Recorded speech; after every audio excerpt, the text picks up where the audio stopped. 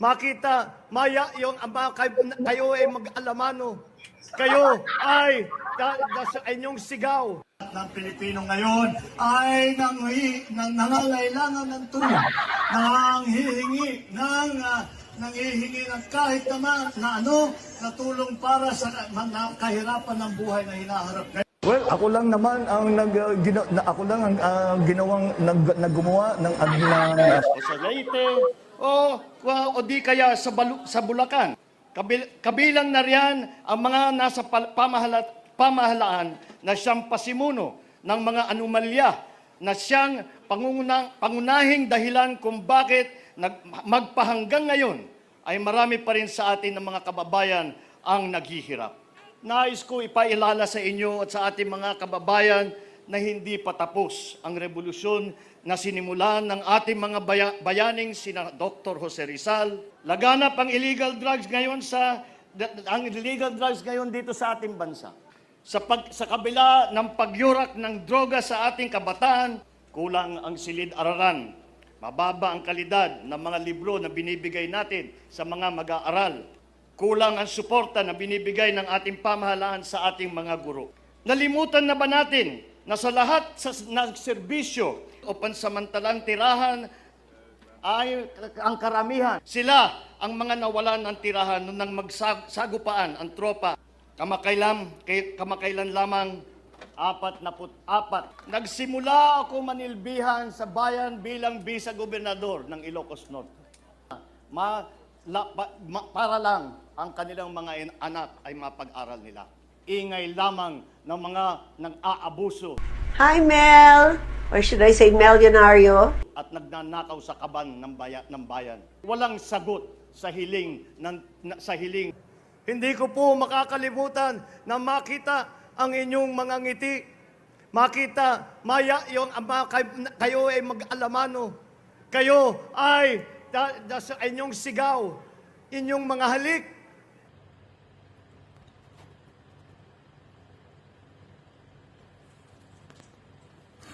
Dahil sa takot, silipin niyo po na mabuti yung election report. Kumuha po kayo, magpicture kayo ng lahat ng maaari niyong gawin. Kung may problema, isumbong ninyo kaagad. Dahil yan lang ang pamamaraan na masasawi ang pagnanais ng ating mga kababayan sa pagkakaisa, sa kakabuti at sa pagpaganda ng bigay ng serbisyo ng pamahalaan sa bawat mamamayang Pilipino. What? Makakaramdam ulit tayo, makakaramdam tayo ng pagbabago, makakaramdam tayo ng pagbabago, makakaramdam tayo ng kaunting ginhawa man lang. Tayo lamang ay linigaw sa ating mga dating ginagawa na tapat sa ating lahi, sa tapat sa ating kultura, sa ating kasaysayan. Maraming salamat po at magandang gabi po sa inyong lahat.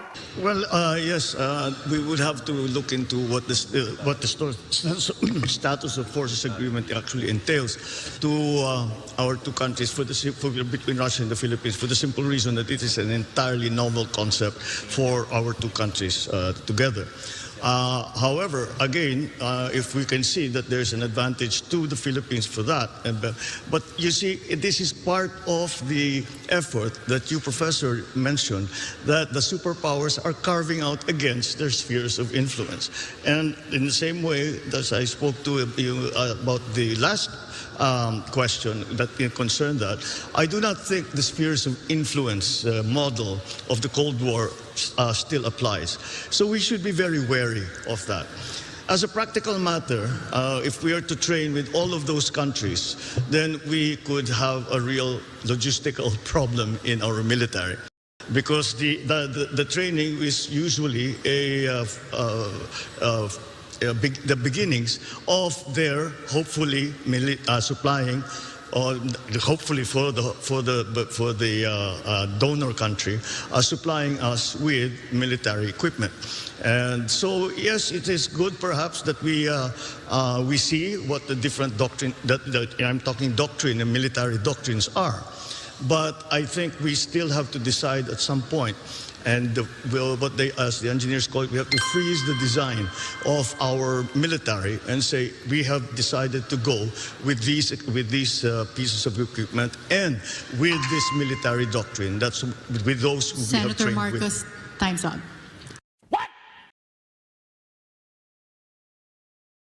The honorable members of the House of Representatives, Chief Justice Alexander Gismundo, and the honorable justices of the Supreme Court, setting forth the plans that we have to improve our economy, bring jobs to our people, improve the ease of doing business, recalibrate our educational system to adapt to the new economy, lower and rationalize energy costs, boost agricultural production, enhance healthcare.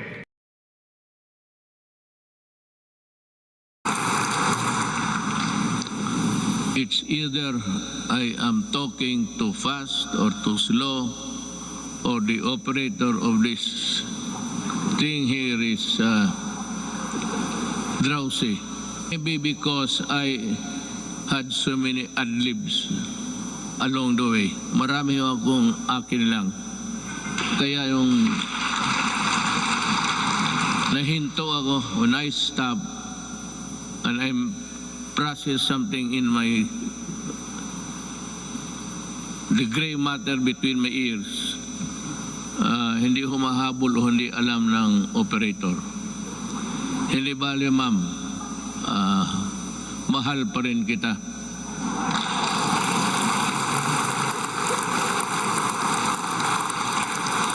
Lalaki ba ito o yung mga babae? Kagabi yung mga babae. Sila? Sabihin mo sa kanila, magipagkita ako maya. I will embrace them for their punctuality in operating this,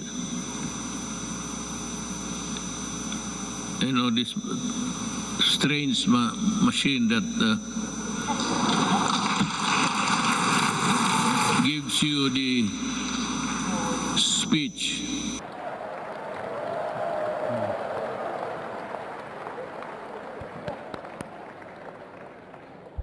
Bigla rin siya nagsagot ka, totoo ka?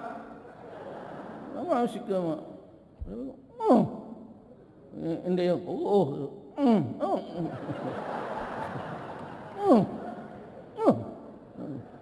Siya, I will ask I'll consult my family and ask my, nila. Following day, tawag siya kay may 80 bong. Sinabong, okay na, tinanggap na. Sabi ng pamilya ko, okay na. Sabi ko, ay, bantay kayong lahat. But, I would not be appointing somebody who's alien to my thinking. The practical American navigator, for he had discovered the simple way of determining longitude through the long voyage across the Pacific. The American government bought the rights after 2 editions, and it has become standard text for all those who study salesmanship from Kings Point to Annapolis. Either way, it has been dramatic and historic, and it was always to be so. There was always extreme on both sides, enmity, if not enmity, extreme friendship, a relationship of love, hate. And this is my fate and destiny. I thank you all for this privilege and this honor. It may be said that an official journal like mine ought always to visit with this press association, for, as someone once observed correctly, the American press is, of course, the 4th branch of government in this country.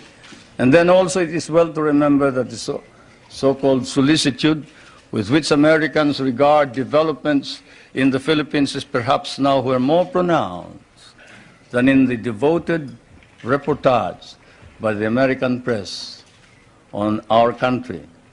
This keen of the American interest of the American press notwithstanding, there is, I fear, some confusion in this country of what is happening in the Philippines today.